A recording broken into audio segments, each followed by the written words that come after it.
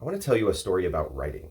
Back when I was in college several years ago, our professor had me and several other students, we all had to break up into groups, right? And when we broke up into groups, we were already expected to have been brainstorming ideas for the short stories that we were going to be writing. Well, our group of like 4 or 5, we heard one student in the group who mentioned her ideas, and we all fell in love with this one idea that she had. We're like, that was an amazing short story idea. And we all gave her advice and told her what to do and gave her suggestions.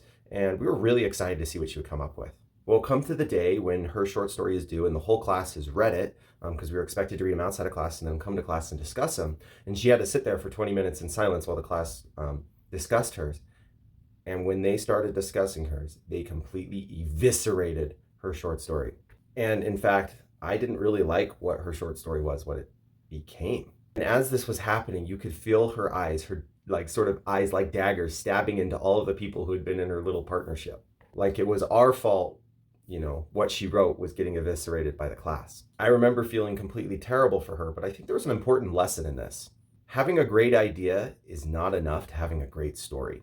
You also have to write it really well. And some of the things that we had mentioned that she should do were like, hey, add a dash of salt to this. She dumped the whole box of salt in it.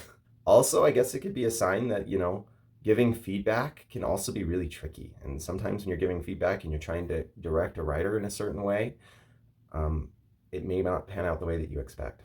I know oftentimes we're all worried about, are we going to have that next great story idea? Great writing is going to trump a story idea. If you're lucky and you can find a great story idea and you can write it really well, then you might have something really special on your hands.